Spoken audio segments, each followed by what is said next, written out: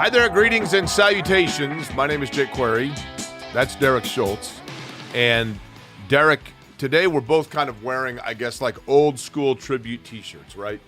You've got on the old school Colts, what's got like the old school helmet look, right? Yeah, it's kind of like a throwback home field. I'd say 1978-ish, although that would be the Baltimore Colts. Well, that's okay. It's not like the logo has changed very much So in those times. 1984, right? Yeah.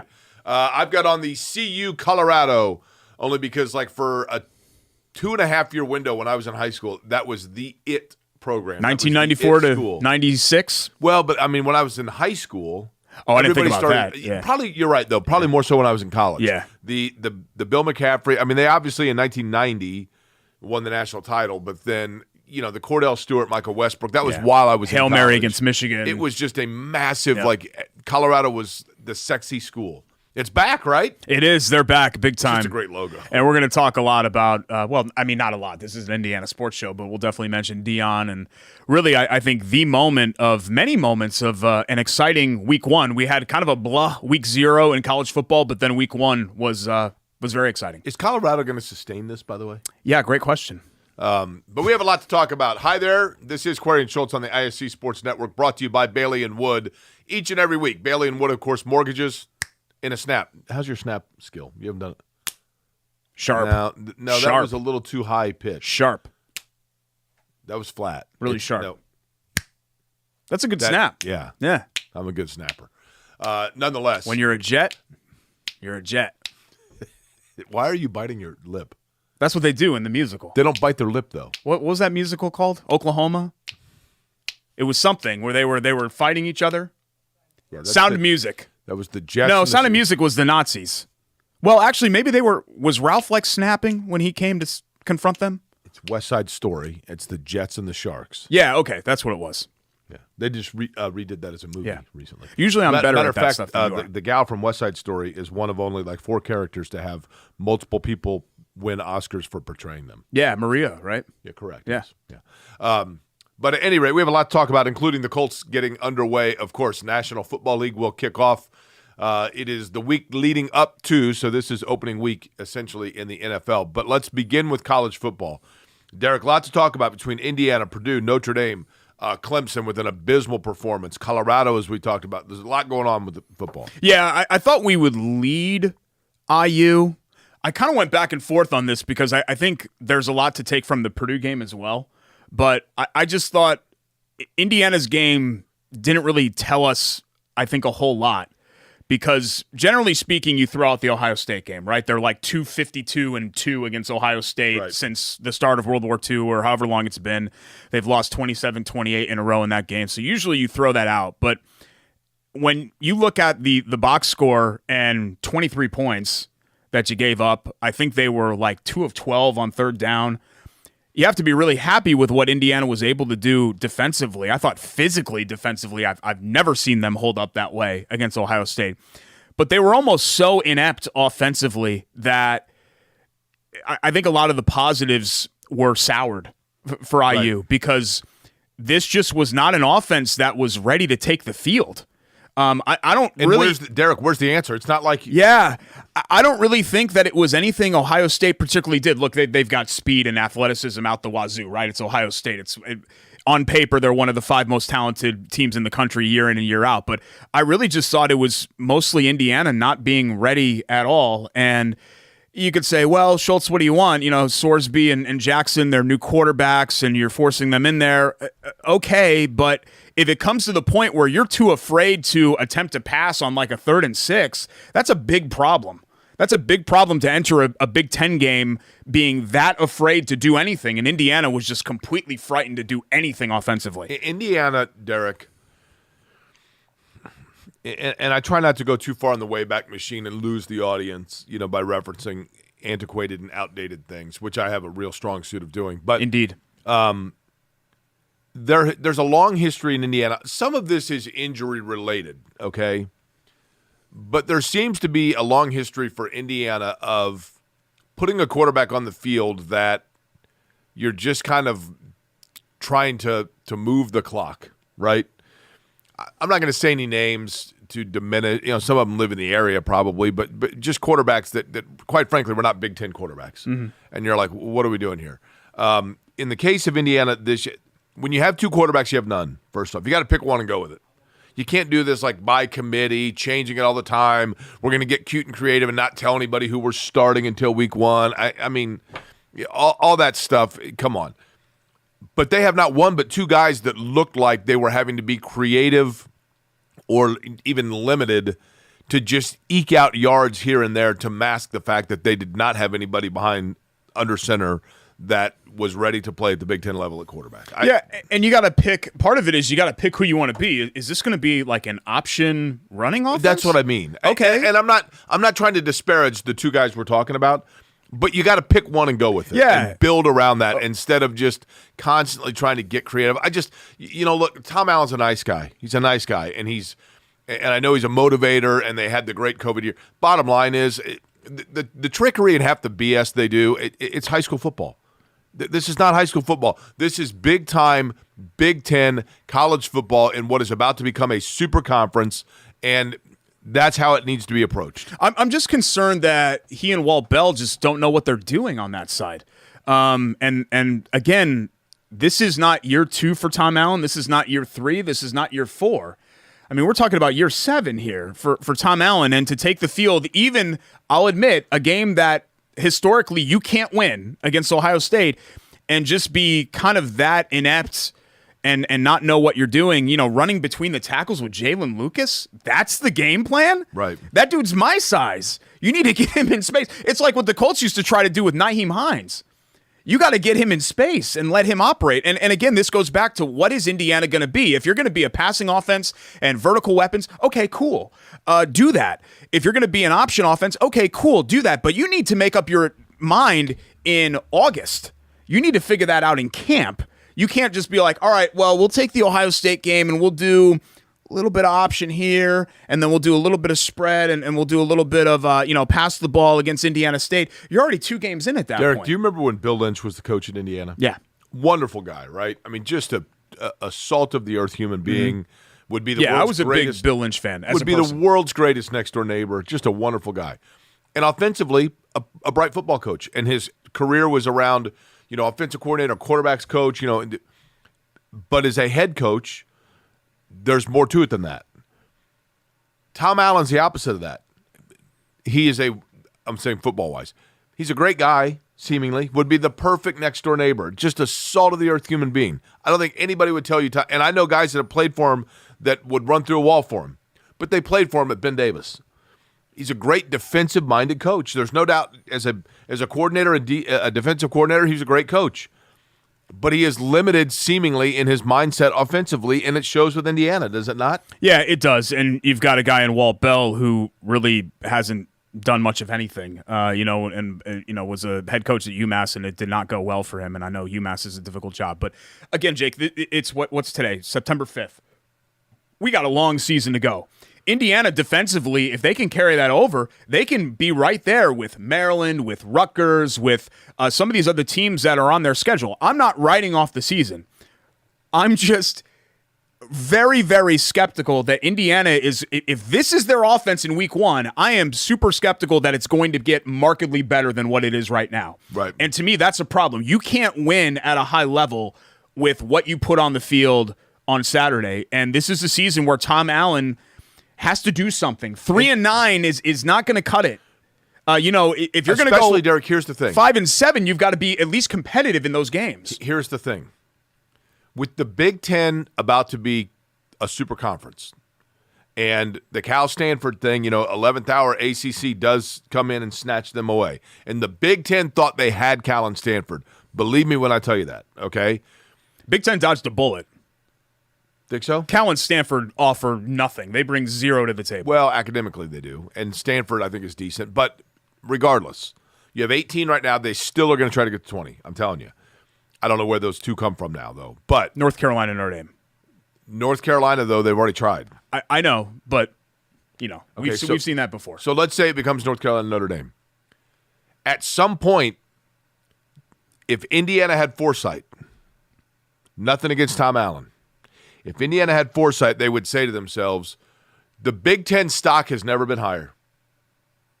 And Indiana's stock as a Big Ten football participant will never be higher because they have yet to play UCLA, they have yet to play USC, they have yet to play Oregon, they have yet to play Washington, as conference foes. Sure. So the interest level of getting in, there's a rainstorm in college football, and the Big Ten has built itself a really nice shelter. An arc, yeah. Yes. There we go. They All built right. one, right? Uh-huh. And people are on it, and they're saying, "Hallelujah! I made it in. I don't have to worry about. I don't have to become Oregon State. I don't have to become these other schools that we wonder what's going to happen to them." Indiana needs to be able to cash in on that safety net and take advantage of right now when the Big Ten is seen as the desirable ship that in the party that everybody wants to get into. And so, based on that, this is the time for Indiana to go and get a top young rising coach from a non-Big Ten conference that simply wants to get into the Big Ten, and Indiana is the avenue that lets them get in there. Yeah. But Indiana, again, is hamstrung because like Indiana always does, they had like one date at the end, one kiss at the end of the date, and so they're like, let's get married. And here they are. And I hear you. Again, very skeptical. You know how I feel about Tom Allen. I don't think that he's the long-term solution. I'm not quite ready to have this conversation yet. I think you could chalk up 2021 to bad luck, everything going wrong, fine. 2022, injuries and all that, fine. You only get so many mulligans. I need to see real, notable progress from Indiana this year and improvement and competitiveness week in and week out. So I'm not asking them to go 8-4. But if they go at least 5-7, if you flirt with bowl eligibility and you're competitive, fine. Derek, I'm willing to be patient. Indiana better be happy that the big thing for alumni now is to go down and tailgate with their kids that go to school. Well, yeah. Because if it weren't for that, no one's going. You need to show me something, though, here in year 7 for Tom Allen. You need to show me something here that this thing is moving forward. It's very similar to the Colts. My expectation bar for the Colts is very low, but I need to see something that they're about to shift this thing out of neutral and put it into drive. To continue, right. Be patient with Chris Bauer, be patient with Tom Allen. Well, right. Show me, I need results. At the end of the day, I need something to point to and say, see, this is what it is. And scoring 3 points and putting up 150 yards against Ohio State ain't it. I guess holding Ohio State to under 30 was good, right? Yeah, that's fine, but we're grasping at something to kind of move forward with, which is if Indiana's defensive performance is sustainable, then I think you can live with that. It's just I was so disappointed, and my expectations were low for Sorsby and Jackson. I was just so disappointed in them offensively. They were just completely afraid to do anything. I was, Derek. I wasn't totally stunned. What stunned me about Purdue against Fresno State was I saw a lot of people that were like, Purdue lost to Fresno State. Good Lord. I'm like, Fresno State's won 20 games the last 2 years. Yeah. I have no idea what their roster Purdue is. was a 3.5-point favorite. There's a reason why they were a 3.5-point favorite in that game. So that's a draw. It's not Texas State. Right. What I worry about is a game that you look back and you go, man. Yeah. What I worry about is that they want to play a lot of man defensively, and that's fine, but you're prone to giving up a bunch of third and longs and a bunch of big plays, and that's what they did. They gave up a bunch of third and long conversions, and they gave up a bunch of big plays, and they had guys that were out there that were kind of on an island. I like what I saw from Hudson Card. I thought he played pretty well.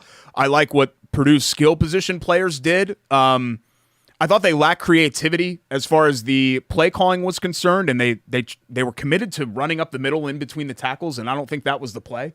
Fresno slammed the door on that time and time again, but this is going to be a little bit of a work in progress. Just because they made the Big Ten title game last year doesn't mean that this was a Ferrari that Ryan Walters was jumping into. Right. There's still, you need some tune-ups for this car to kind of move this thing forward. What I worry about with Purdue, Jake, is that this schedule does not do them any favors for a new head coach learning on the job. And you got to go at Virginia Tech. I don't care if Virginia Tech's down. Blacksburg's a tough place to play. You got to come back and play Syracuse, who's been a competent to good program the last couple of years. And then 2 of your crossover games are Michigan and Ohio State in the same year, which, it ain't Rutgers and Maryland. So I think that this can still be a year that Purdue can kind of build upon, but I'm not looking at this as one of those years where you're going to have a lot of things to point to, like a bowl eligibility, a bowl win, things like that. If those things happen, great. But I'm not so sure that those are in the cards, especially after dropping the opener to Fresno. From a national standpoint, Derek, the hitters that we thought were going to be hitters were there. Oklahoma scored like 90 points. No shock there, right? Yeah. I mean, Notre Dame scored 100 against Tennessee State. Oregon, didn't Oregon score 80? 81, I think, yeah. The Duck got heat exhaustion, I think, from push-ups. Did you see that? I'm serious. Like, I think he had to seek medical treatment. What? Ducks are used to... I think he got an IV. They had to put him in his little feathers. They had to put a little needle in there.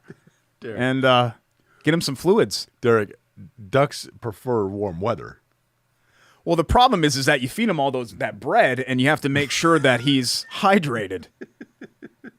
Because he snacks on all that bread, and then soaks up all of the fluids. He does have a big belly. Yeah, he does. Right? Yeah, poor thing. Portland State, by the way. So I was in Portland over the weekend, and I had dinner on Friday night with a buddy of mine who works at Portland State. And he is an advocate for this. Portland State's mascot, the Vikings. And he's like, why? There's no connection at all to Portland and the Vikings, right? No. So he has two recommendations and suggestions and he's lobbied this. He's like, it's like you with Hootie the Hoosier. Yeah, Hoosie. Okay, yeah.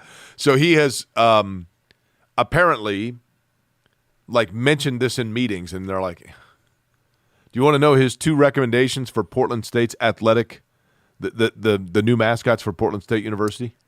The Squids. And I'm not going to say his name because I don't want to get him in trouble or anything like that. But he listens to the show, so he knows who he is. The Squids. No, relative to Portland. I don't know anything about Portland. Well, it's in the Pacific Northwest. The Damian Lillards. The Sasquatch would be one. Okay, cool. Yeah, that's fine. Yeah. Because then he's thinking marketing, right? It's a little too minor league baseball, though. That's fair. Yeah, and I think he knows that. Okay. The other one, and follow me here. So Portland State University, it's kind of like, and I know now it's split, but like IUPUI. Mm-hmm. So it's competing against, the student body at Portland State University. They are basically competing against the University of Oregon and Oregon State. Oregon, of course, is their mascot. Yeah. Yep. Oregon State.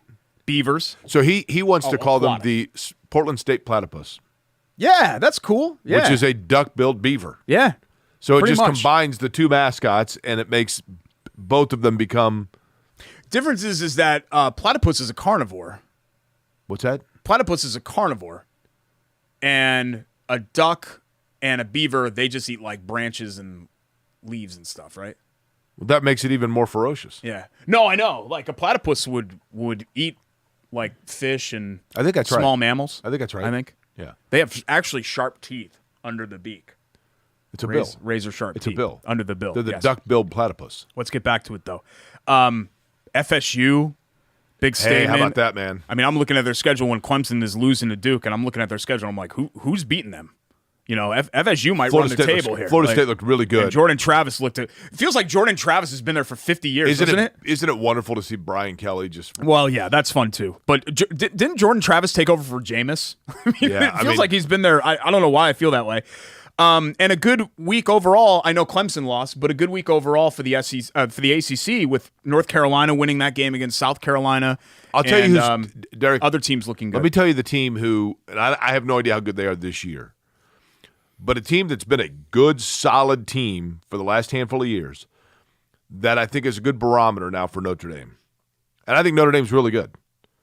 But they played two... Yeah, they overmatched opponents. Right. Yeah. North Carolina State is not bad. Yeah. That's a solid... Like, North Carolina State is the equivalent of playing, like, Iowa. Yeah. Maybe between Minnesota and Iowa in the Big Ten. Yeah. So that, to me, I'll be interested to see what Notre Dame does at North Carolina State. They're only a 5.5-point favorite, I think, Notre Dame. So, Vegas is taking Carolina NC State's State a good team. Seriously. Clemson last night against Duke, we're taping this on a Tuesday, 3 different times, first and goal from the 1. Oh, it's just You excruciating. get a blocked kick on one of them. You get 2 fumbles. You get 0 points on 3 possessions there. Frustrating. But, Derek, I've said, and I think most people know I'm a huge Clemson fan. But I've said on here before, I thought it was, in terms of being in that elite stratosphere for Clemson, it's over. Yeah. Because when they decide, Dabo Swinney has been very outspoken against NIL and against the transfer portal. He has been adamant about not going into the portal, not relying on it. Sorry, man. That's life. I mean, we saw this week 1 how important the portal is. But I think, Jake, a buddy of mine brought up a good point. In college football, outside of Nick Saban, which is an outlier, in college football, generally speaking, these elite level runs last 6 to 7 years. And if you look, Clemson had a 6-season run. Colorado with McCartney into the Barnett. Wasn't he the next coach? I think that's right. That was a 7-8 year run. Jimbo Fisher at FSU was a 6-7 year run. Bob Stoops at Oklahoma was a 6-7 year run. And then they fizzle. Yeah. And I think, it's just one game, and Clemson can probably roll out of bed and churn out 10-3 seasons, but the fan base wants more than that now. Oh, yeah. Fan base is like, you're right. 10-3 in the Tax Slayer Bowl, Cheez-It Bowl, that's not good enough anymore. You're right. And that's actually kind of a good place to be. This is not going to happen. So don't get me wrong. But I saw people that were saying Clemson, last night was eliminated from the college football playoff. Probably realistic, except for, you remember the year that Ohio State lost to Virginia Tech. Va Tech. Yeah. And then the next year lost to Oregon.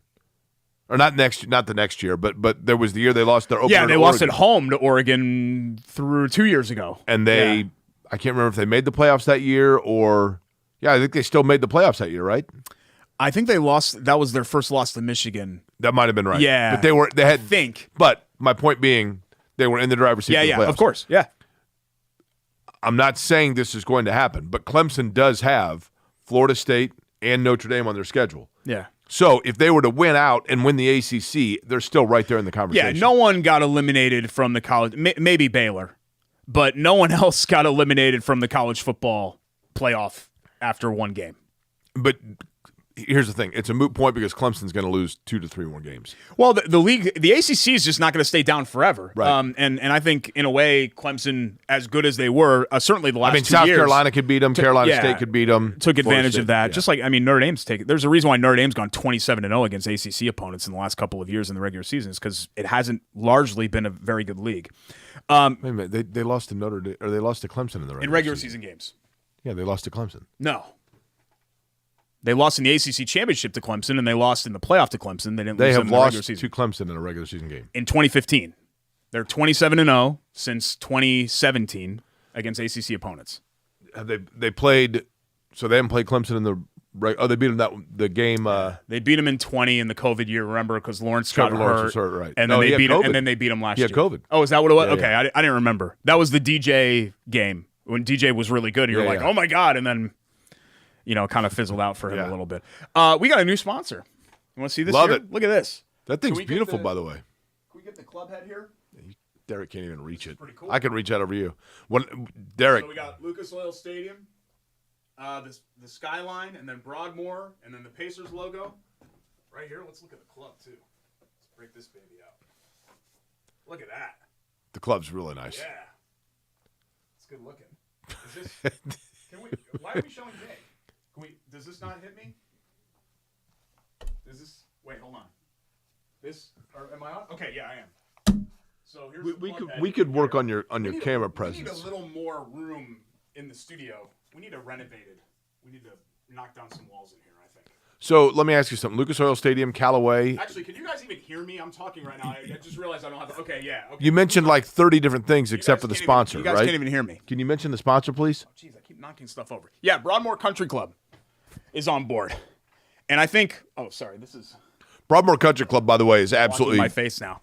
Broadmoor is when you're talking about fine country clubs, when you're talking about absolutely beautiful golf, Broadmoor Country Club, believe me, as somebody who grew up on the north side of Indianapolis, I mean, it was impossible to not know of just the overall beauty and, the luxury of Broadmoor Country Club. I absolutely love.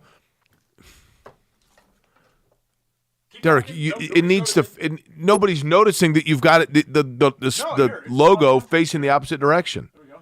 There, now you can see it. Thank you. Boom. I mean, not only a fabulous golf course, but also just, the number of people I know that have had receptions there, that have had events there at Broadmoor Country Club. Thrilled to have them on board. Yeah, when you think distinguished, Correct. cool, beautiful, handsome, good-looking. This is a natural partnership, I think, on this show. So Broadmoor, far, everything about the north side of Indianapolis that you CC.com. just mentioned, I represent. By the So way, too does I think Broadmoor. people in Indy know Perfect this because match. of their branding, but just in case you're outside of the Indy area, you didn't know this. MOOR. So BroadmoorCC.com. Call our friend Kara, 317-251-9444. Derek. And save major money on membership and initiation fees for 23 and 24. If you mention ISC Sports Network Aquarian Schultz, you don't have to worry about the dues until December. Is that right, Greg? 251 December. 9444, right? Kara. 251 9444. BroadmoorCC.com. Say it one more time. 251 251 9444. 9444. Yeah. Pickleball, pools, dining, tennis, and of course that beautiful Donald Ross designed golf course at Broadmoor Country. Yeah, it's fabulous. Appreciate them coming aboard. We come back, we got some Sandos to eat, and we It's a got some sandwich. Colts football to talk about. Somebody sent me a It's thing game that week, said, Colts please fans." tell Derek to quit saying Sando. No one has said that. Look how beautiful the colors are in that. It's Query and Schultz, ISC Sports Network. Gorgeous.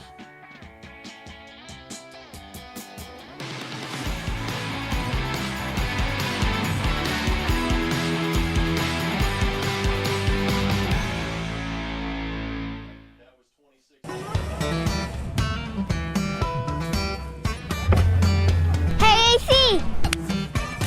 Nice snap. Mortgage is a snap! Duh! Bailey and Wood, a lending hand for Wish TV Sports.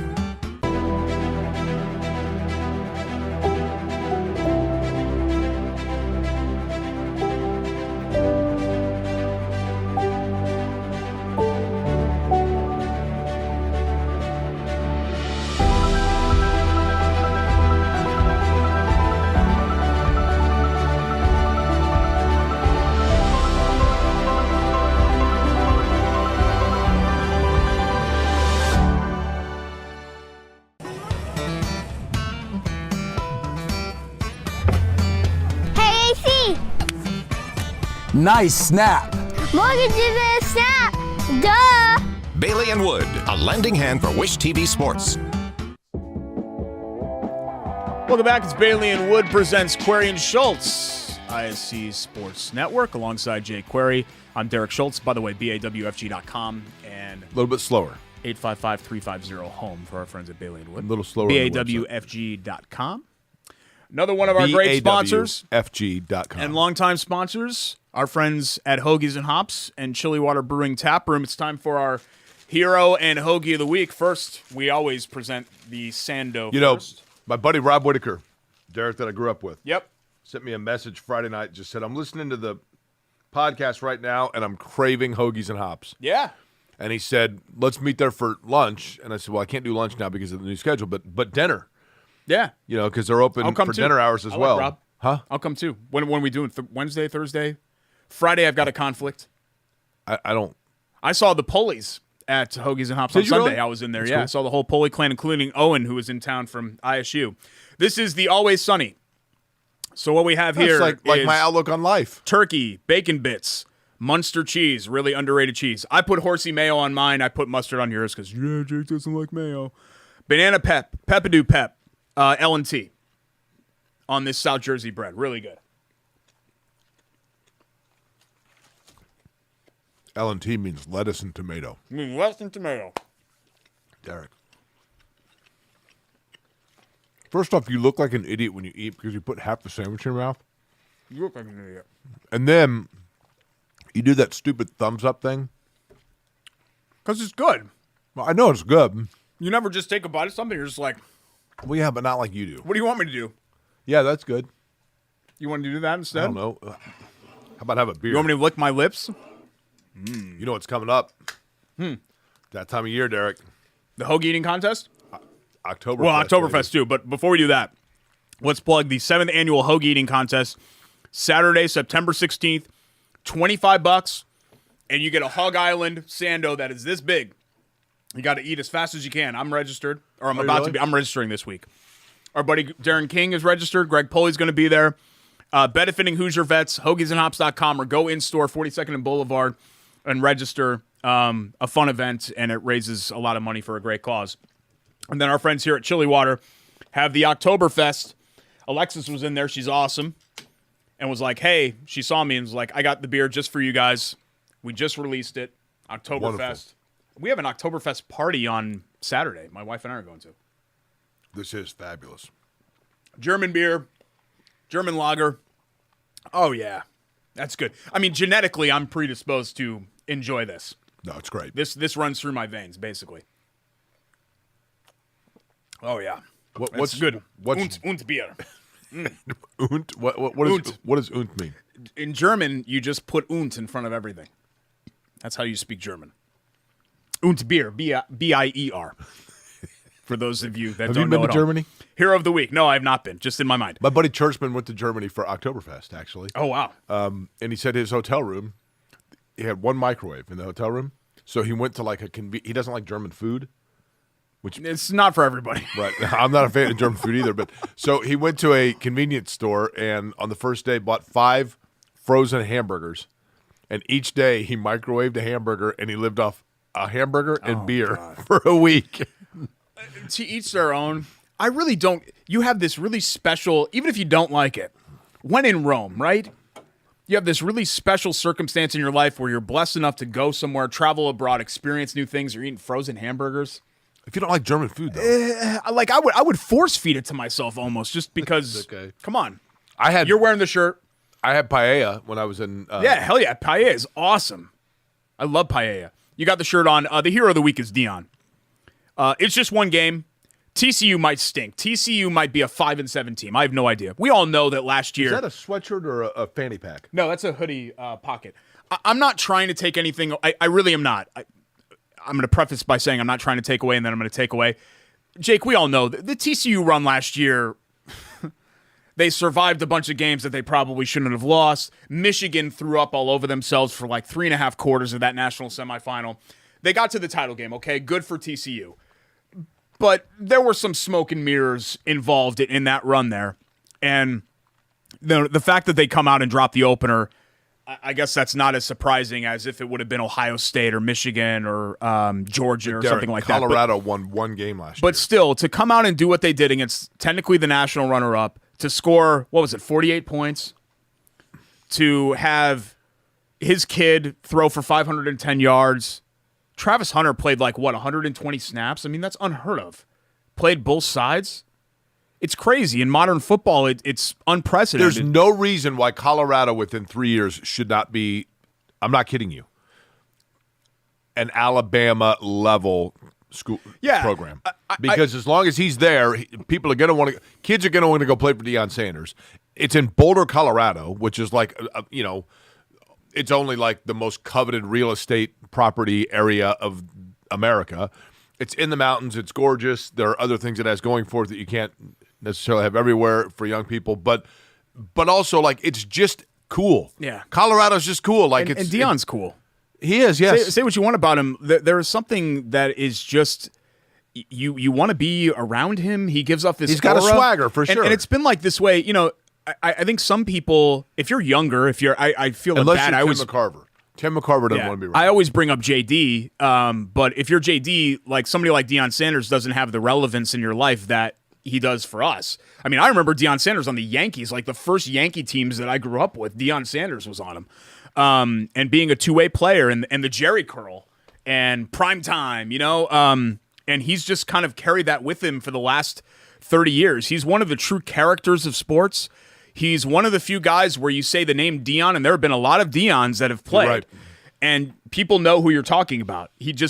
That's all, or prime, I guess you can say now, is part of it too. So I don't know how sustainable this is. I don't know if they're going to be a national power, but to do this in game one, this sandwich is unbelievable. It proved a lot of people wrong. Yeah, Always Sunny is one of my favorites. The Colts trying to prove people wrong, taking on the Jaguars Always in cloudy. an opener. Something has to give here because the Jags have dropped 9 of 10 in Indy, haven't won there since 2017, and the Colts are winless in their last 9 season openers. And you were telling me. Yeah, the last win was against Terrell Pryor and the Raiders at home.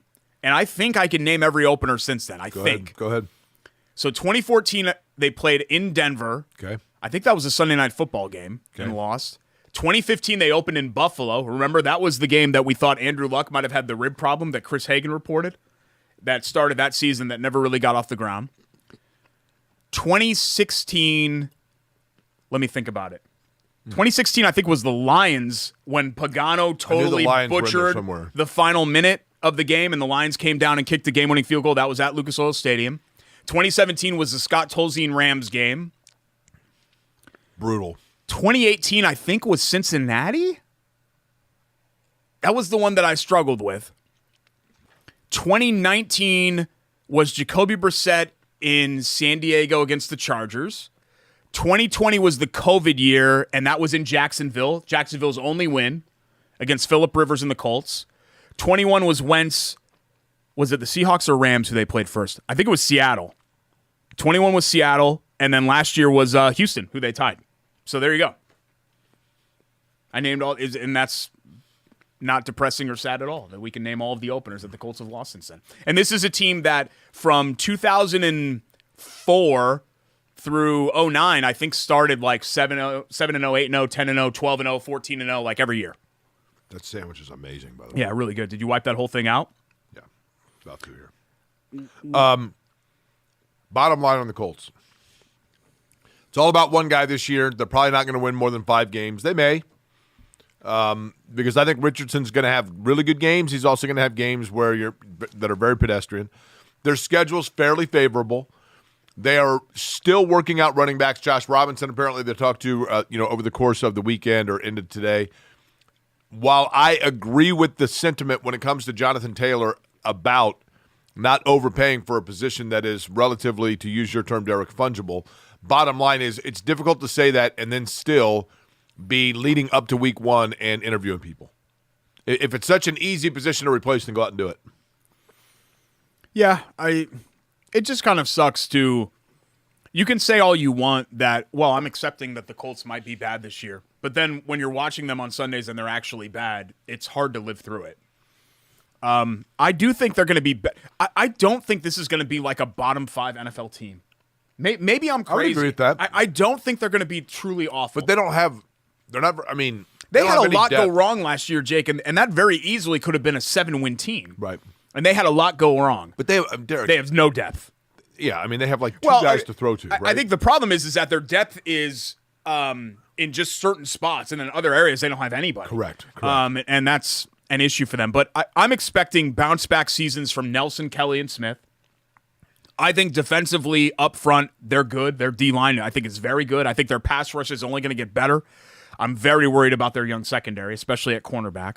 And then offensively, it's just kind of the same. We need to see it from Michael Pittman Jr. and from Alec Pierce and from the tight ends. We can talk about how they project, but eventually they're just going to have to do it. Right. And I think at this point, this is a really big season for Pittman to show that he is a true number 1. And I don't mean number 1 like a top 5 to 10 receiver. I mean, are you a top 15 receiver? Because I think he's kind of borderline. I think Pittman's a really good player, but it's almost unfair to evaluate him like in a vacuum because he doesn't have really any help around him. Yeah. There's nobody. I mean, everybody knows where the ball's going, right? Yeah, and you feel bad for his quarterback and offense situation where it keeps changing. You know, the deck has been stacked against Michael Pittman Jr. Right. But I worry that I have no apprehension about him being a very productive, long-time NFL receiver. Where I have apprehension is that he's going to be a keep you up at night level, dynamic, game-breaking talent. What keeps you up at night? Nothing. I sleep like a baby. I've never had problems sleeping, and it's great. Man, you are lucky. I love it. Head hits pillow, I'm out, and then I wake up at 7 hours later. Where does your dog sleep? In the bed. In your bed? Yeah. Does he climb on you at all? No. Really? My dog loves Ashley, even though I'm the one that cares for the dog, feeds the dog, walks the dog, tries to cuddle the dog. But Ashley's the only one he's ever given kisses to, and I sleep straight up and down. I don't curl or anything like that. I sleep straight up and down. And my wife sleeps like curled, and he just gets into Yeah, he cuddles up against like her legs and all of that, and it drives her crazy. She's kicking him off like all night, and he will not sleep on me. He will not sleep on me. He's smart. You'd be surprised. He's a little 20-pound dog. You'd be surprised how much room they can take up, especially when they sleep like horizontally. How old is he? 10. Yeah, he's getting up there. It's to the point where I'm lifting him up. He gets up on the bed, but I lift him up off of it in the morning because I don't want him to hurt his little joints. Right. Yeah. What about Boo? Does he sleep in the bed with you? Oh, yeah. Yeah. He, in the morning, I don't even know what position I'm in, but he finds his way to stand over me, on me. Yeah. Knees his paws into my chest and, like, let's go. Yeah. I just didn't know. It's just a mattress on the floor in there, so I didn't know. And then a milk crate for a nightstand. He sleeps on the milk crate sometimes. That's what he does? Yeah. Okay, cool. Yeah. Good. Good to know. I don't really have anything else to offer for the Colts preview. I don't look at any division game. Here's the preview that people need to know for the Colts, okay? You ready? Bill Hudnut may as well be your mayor. The Pacers are hoping that this is the year that Wayman Tisdale takes another step. It seemed disappointing last year when Bob Knight threw a chair, but Gene Cady's got a good club, and Troy Lewis is starting to get his feet out from underneath him, so maybe that means the Purdue-Indiana rivalry is back where it needs to be.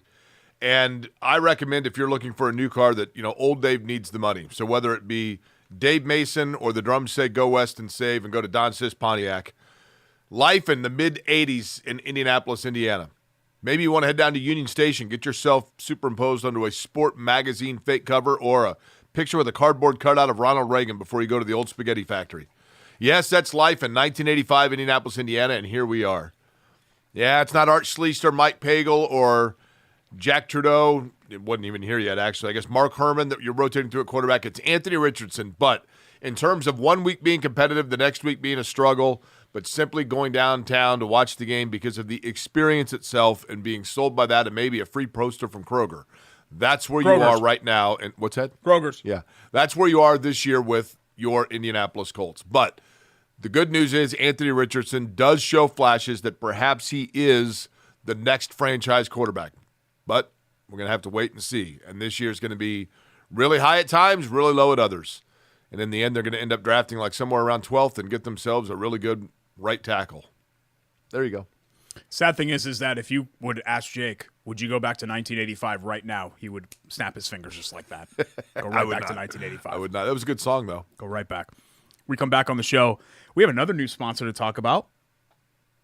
Also love that play. With Quick the new hits. sponsor, can you not do the biting of the lip thing? Remembering somebody that it was not my jam or their music was not my jam whatsoever, but I think you can still appreciate greatness without Gary it Wright? fitting into your personal likes and tastes.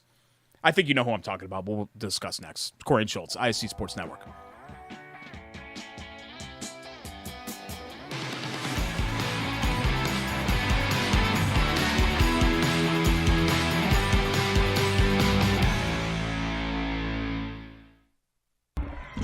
IUPUI basketball is back. Come witness history with head coach Matt Crenshaw inside Indiana Farmers Coliseum and head coach Kate Bruce inside the Jungle as they usher in a new era of Jaguars athletics. Be there for exciting Horizon League and in-state matchups. Affordable fun for the whole family.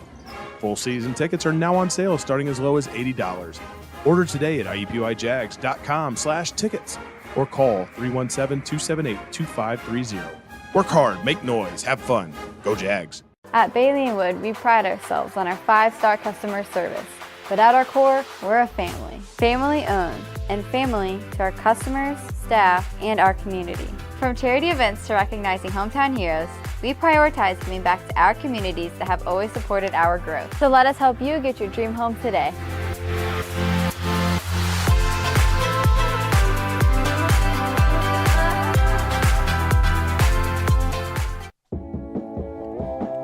Welcome back. Bailey & Wood presents Corey and Schultz here on the ISC Sports Network. Every once in a while, Derek, out of nowhere, I'll just be driving. I was in Oregon over the weekend for the IndyCar race. I went to the Goonies house Yeah, cool. in Astoria. Have you been to Astoria, Oregon? I've been to Astoria, Queens, New York. It's different. Each have their charm. Probably the same kind of people, though. Right? Astoria, Oregon, basically a vacation resort, right? Yeah. Beautiful area, though. And the Goonies house was cool. But So I'm driving along the Oregon coast, which you think it's the coast, and there's this huge water and cliffs, and then you realize it's actually the Columbia River, and it's the mouth of it going into the Pacific Ocean. Oh, cool. You go way out. Yeah, Did not know that. You have to drive further out onto. My buddy Mike Tobin and I went to high school with, lives out there, and we drove over the bridge of Astoria out into the outer, I guess, banks, for lack of a better phrase, and that finally you see the Pacific. But we're driving along, and I've got all this natural beauty around me, and I mean, just it's absolutely gorgeous, the Oregon coast. And out of nowhere, I just think to myself, that golf outing for Bailey and Wood was so impressive every year. I mean, the number of people that turn out for it, the organization of it, the helicopter golf ball drop, all of it for charity, the different people that they have coming up, different school groups and choirs that are benefiting from it.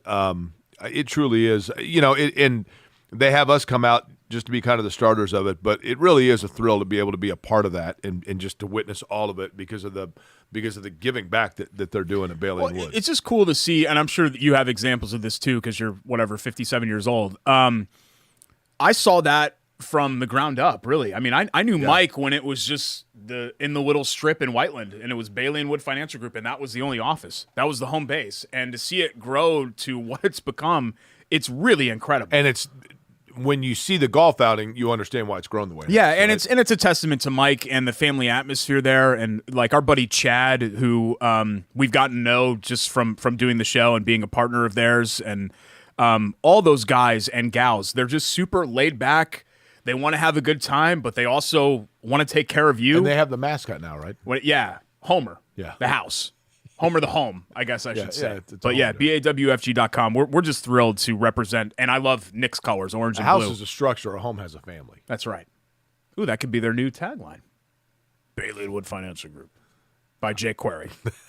Remember you had one for Jack's Donuts for a while that was like really long-winded slogan? The donuts are big, so your wallet doesn't have to be as large or something stupid like that. It was really dumb. No, it was the donuts are big. Yeah. The donuts are big. I'm gone. The donuts are big. I'm gone. I'm asleep. The donuts are big and rich, but the prices aren't, so your wallet doesn't have to be. Something like that. I'm gone. Time for quick hits. R.I.P. to Jimmy Buffett. Like I said, it wasn't my jam. I always thought personally, I felt like the whole parrot head binge drinking 50-year-old thing was kind of stupid. But he created his own genre of music. Somebody else, and I forget who said this, it was somebody nationally. Jimmy Buffett wasn't jam music. It wasn't rock music. It was Jimmy Buffett music. And he built a whole brand and a whole following around that. And clearly he was a very talented songwriter as well and musician. And I appreciate that. Even if, like Quentin Tarantino films, I don't get it. I didn't really like it. I can still appreciate somebody's talent without it aligning with my personal taste. And that's Jimmy Buffett to a T for me. Jimmy Buffett, Derek, was a songwriter and aspiring musician. I'm pretty sure this story is like 99% accurate. Certainly it's been told as factual, so I would assume that's the case. But he had lived a couple of different places, including in South Florida. But he was primarily a songwriter and an aspiring country musician. He moved to Tennessee to become a country musician, but had songs that he had written that were kind of fun jingles about being like on the islands. And his big break came in the mid-'70s when he wrote a song, and it was agreed that it would be recorded by Elvis Presley and that he would get the songwriting royalties that come with that. And Elvis Presley's recording it, so my gosh, it's a guaranteed hit, right? Sure. And Elvis Presley was to record the song in the beginning of 1978. He passed, of course, in, I think, August of 77. So Buffett, all of a sudden his dream is dashed, and someone says to him, why don't you just record it? Why don't you put your own South Floridian spin on it and do it? And he did, and it was Margaritaville. Wow. And that launched everything. And you are correct. The fact that he was able to, it wasn't necessarily my thing. I think all of us, like in high school or college, you had the Jimmy Buffett greatest hits tape. Yeah. And you played it when you go to Florida. Yeah, I mean, I get it. What about the Finns? Yeah. Swim. And, it's just, It was a bunch of drunk, gray-haired people in cargo shorts and sandals, like tripping. Like that's, I just look again. To each their own, okay. But like that's what that was to me. It was completely and totally not my thing. So elaborate for me on the difference between that and fish. I don't want to get into it because I don't want to besmirch. Like we're remembering a legendary thing. No, who was important to a lot sure. of people. And I know that there are a lot of people. My dad's colleague, John Lovell, his son, John Lovell, is, so I guess John Lovell Jr., long time, 30-year member of the Coral Reefers. Yeah. Was, I think it was either trumpet or saxophone, still is a musician, and has been a member of his band for ever. Lawrence Central High School graduate. Really cool. And, I don't know John, but I know his other brother Jason, and so I reached out and said, like, hey, you know what, I'm sorry to hear about this. Like, would you be willing to come on the show to talk about it? And he actually said, he's like, man, I will, but I just can't now because he was broken up over it, because that's what Jimmy Buffett meant to him. Of course, obviously. yeah, it meant to millions of people. Totally, yeah, but he worked together with 100%. him for 30 years. So somebody who seemingly was all about just simply making sure life was fun. Yeah. And in that regard, and that's his memory. Huge tip of the cap. For sure. But a really talented guy. Late last night, I believe Gary Wright, am I saying that correct, Greg? Dreamweaver. You know that song? Yeah, passed away. Yeah. Yeah. I only know Dreamweaver because of Wayne's World. Yeah. It's a great song, though. Miles Rowe becomes the first black champion in American open wheel racing, clinching the USF 2000 Really championship. talented guy. Big purse with that. Six. This is a very specific number: $664,000 and $500. The scholarship that'll put him into next, and then I think eventually he's 23. You hope, correct, into IndyCar full time. And a really, really nice guy, talented young man, and Roger Penske has really believed in him. A lot of people have, and for good reason. So for that team, a tremendous championship, and people are going to like this kid. They're going to like him, and he's going to be in IndyCar. I would wager big money he's going to be in IndyCar in 2 years. Sticking with racing, congrats to our man Antron Brown. He was the 15th qualifier and won for a third time. Friend of the show, in the right? Big Go. Yep. Nicest Top fuel guy champ. in the world. Lives now in Brownsburg, and of course, we mentioned an NHRA now. Purchases his own team, and second year in a row now, right? The great thing about NHRA, all these guys and gals are awesome Fabulous people who you Ron love to have a Capps beer also with. winning an NHRA Repeat, and Matt Smith in Pro Stock Motor. You had 3 repeats out of the 4 from last year. And then Matt Hartford was the lone new winner. He took home the Pro Stock Championship, so congratulations to those winners. We come back, new sponsor, Chateau Kitchen's Bite or Bull Bleep, as we wrap up the show next. Square and Schultz.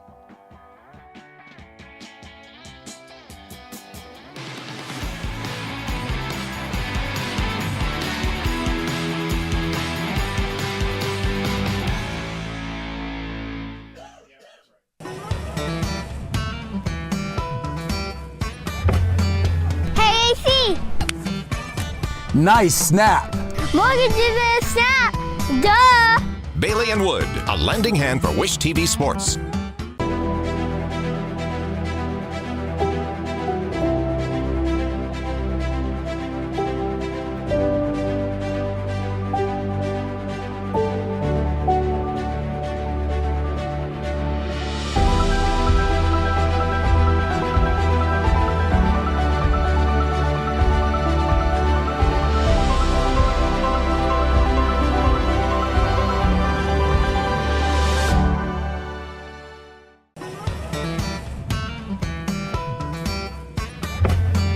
Hey, AC! Nice snap. Mortgage is a snap! Duh! Bailey and Wood, a lending hand for Wish TV Sports. Back for a final time here on Query and I Schultz. thought you told me to take it out. Presented by Bailey and Wood. Actually, it's your fault. We forgot to do Love That Play. How's that my fault? 353-2141. I know who I have. Love-HVAC.com. For our friends at Love Heating and Cooling, they've been around since 1920, so they got to be doing something right. Call our friend Chris and John and the rest of their crew. You see their vans all around town. They've serviced my HVAC Friends, unit Derek, at there's home. 2 of them. They're awesome. Our friends, best. Chris and John. Yeah, that's what I said. 317-353-2141. You got it. I picked Wyoming. You didn't even know that they won. I go, Jake, hey, guess what? For Love That Play this week, I picked your Wyoming Cowboys. Oh, they won? I thought they lost. and you used it as an excuse that you were out in the West Coast, and apparently they don't have sports coverage in the West Coast, so Correct. we didn't know what was going on. But Cowboy fans rushed the field after their double OT win over Texas Tech.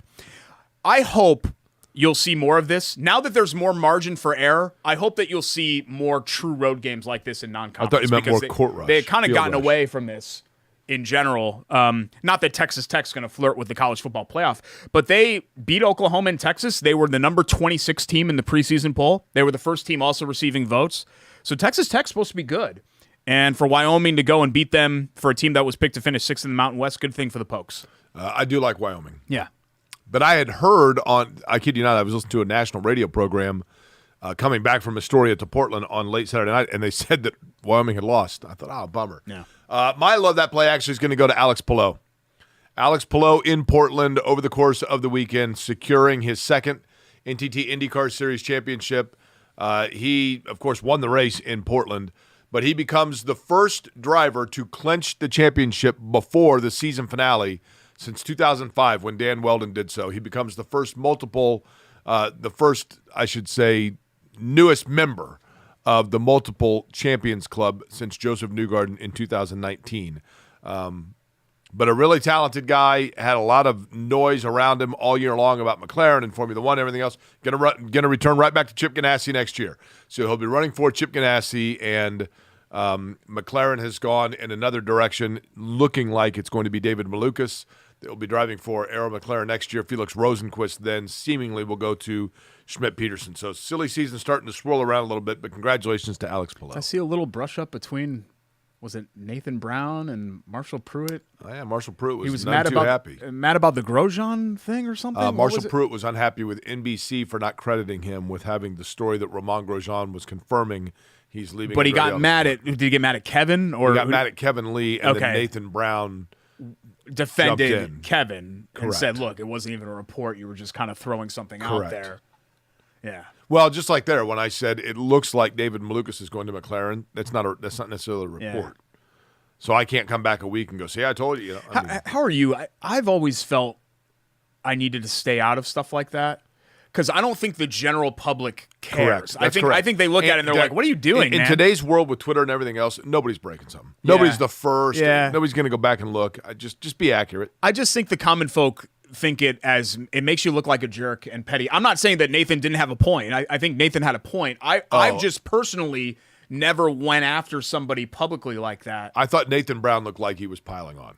Yeah, I just don't think there's anything to be gained from doing that. Correct. Like if you wanted to message somebody, and I've actually done this before, it's been a long time since I did this, but text somebody and say, hey, like, what's this? Or, you know, Yeah, you did that to what's me. up? Well, I had to do that a lot of times with our friend, our friend Bill Benner. Because Bill, when he was on Twitter, he's mean. He was mean on there. Mean guy. been And I delightful to me. texted Bill a couple times like, Bill, we've done Working Men's Friend together. Like, I'm not trying to insult anybody. I don't want you to take it personally, but you got to cut me a break a little bit, man. And he'd always be whenever I'd call, he'd be like the nicest person. Tracy is a Forner's great like guy. that. Tracy I love is Forner. Tracy is a teddy bear of a Forner's guy. the best, man. Tracy on the internet on the wrong day is somebody you do not F with. Listen, I want to say this right here. If you are, this is a test to people to see if they're still listening or watching. If they are, tweet this to Tracy Forner. Little known fun fact: Tracy Forner. My name is Jake Query, and Tracy Forner is my kindred brother spirit animal. Tracy Forner and I, at least from my standpoint, I hope it's true of him. Tracy Forner and I have like a mutual admiration society of completely getting the other one, and he is literally like the brother of You guys are another old mother. man media curmudgeons, so that's why it works. I That's why you're love buddies. Tracy Forner, man. Love him. We got another new sponsor. We mentioned Broadmoor Country Club already, BroadmoorCC.com. The IUPUI Jaguars are on board with us for this year. Jaguar right there, Derek. I can't reach it. Dun, dun, dun, dun, dun, dun. IUPUI. Dun, dun, dun, dun, dun, dun. Look at this cute fella. It's like Dun, boo. dun, dun, dun, dun, dun, dun, dun, dun, dun. Volleyball. Here's our Jags report. Let's go to the news desk with Derek Schultz. Thanks, Sherry. Time for our Jags report. Volleyball went 2-1 in the Hampton Inn Invitational inside the jungle with wins over UC Riverside and Oral Roberts. They did fall to Eastern Illinois, but still 2-1. Not too shabby. Maya Long in the opener had 21 kills. Kate White added 14. Junior Addie Evans and freshman Ava Harris were named to the all-tournament team. Jags, volleyball-wise, now 4-2 on the year. They're going to travel to the South Dakota tournament this week before their next home game in the Jungle against USI on September 13th. Jags also finished up the Labor Day weekend. This thing's awesome. I know, with a women's soccer blowout. They won 5-2 over Tennessee Tech. 5 different goal scorers for our buddy Chris Johnson, the head coach, with freshman Lindsey Castillo had a goal and assist. Leah Shoemate had a pair of assists in the victory. IUPUI back at home this week with men's soccer, September 9th against Wright State for the first Horizon League matchup of the year. And then they'll take on Lindenwood inside Carroll Stadium on the 10th. Season tickets for the fall sports, volleyball, soccer, basketball, all on sale. They can be purchased at iupuijags.com/tickets. Single game tickets for hoops will go on sale in October, and we'll let you know on this show the day that starts. Greg Rakestraw can answer this. Does the Jaguar have a name? Do we know? Jazzy or Jaws? Okay. That's fine.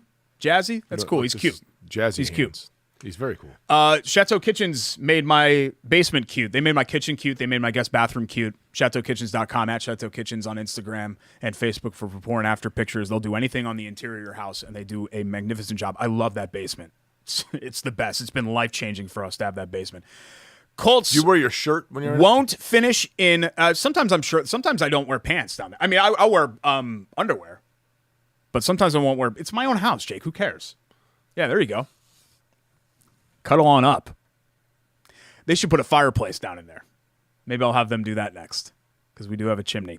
Colts won't finish in last in the AFC South. Buy it or bull bleep? Buy it. Yeah, me too. Me too. I think Houston's got a couple of decent young pieces, but yeah, I think they'll finish. But Houston's got a bigger hill to climb. I actually think there's a chance that USA Today had predictions where the Colts were second in the AFC South with a 6-11 record, and I don't think that's too outlandish. I think that's fair. Like I think Tennessee's coming way down. 5-7 wins. That's where I'm at. Wow, we agree. No, it's okay. No high five. For you, the it's Chiefs 2.5. will get to the Super Bowl for the 4th time in 5 years. Buy it or bull bleep? Nope. Bull Schultz. Somebody else will rise up in the AFC. Yeah, there's just too much. I think Chargers, Bengals, Bills. Too many teams. There's too much left up to chance. I think. And the AFC is just loaded. It's just easier to say. I mean, Miami that the Chiefs aren't going to do it. Miami is a couple of. Are we forgetting about Buffalo too? Like Buffalo's really good. Yeah. It's wide open. Cincinnati, Jacksonville. Yeah, sure. I mean, things would have to break right, I think. But if Lawrence takes another big step, then absolutely they could. I just think there's too much that you're leaving up to chance. Are the Chiefs the favorite to do? Of course they are. But 4th in 5 years. It's incredible to say that out live, right? The Kansas City Chiefs, who didn't go to the Super Bowl like ever. I know. With a quarterback that's still how old? Yeah, still right in the prime of his career. How old is Mo? 27? I think that's right. Still in the prime of his career. Neither Indiana or Purdue will be bowl eligible. Buy it or bull bleep? I'll just take the odds here and say Bull Schultz. But well, I don't know if you're taking the odds. You might buy it. Well, but I'm just saying because you have two different teams here. I hear you. I don't think Purdue's schedule is going to allow it. And Indiana would have to win every coin flip game. Honestly, because you got Ohio State and Michigan and Penn State that are basically auto losses. Rutgers look pretty good. Northwestern stinks, right? But Rutgers look pretty good as well. I think it's going to be a challenging season. I think for both of those teams, unfortunately. Thanks to our great sponsors: Chili Water Brewing, Hoagies and Hops, Bailey and Wood Financial Group, Love Heating and Cooling, Chateau Kitchens, IUPUI. Did you say Broadmoor Country Club? Broadmoor Country Club as well, and our new sponsors here on the show. For Vince, for Rake, for I don't know, Jordan's back there somewhere. JD, he's 16 years old. He's back there too. He's Jake. I'm Derek. We'll see you next time. It's Corey and Schultz, ISC Sports Network.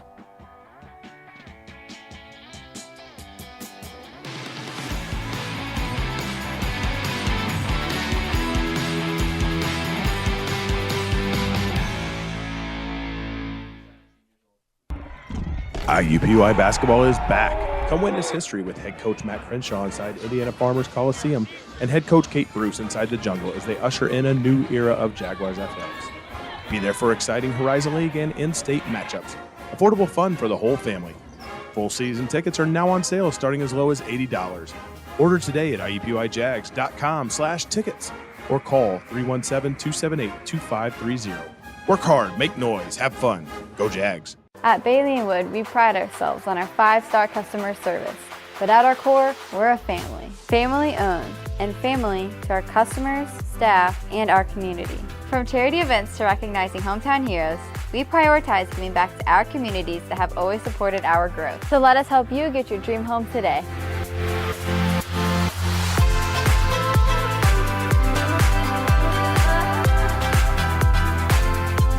Throw it up for Tillman. Whoa, my goodness. 122.60 for Penn. What a swim! Six of them.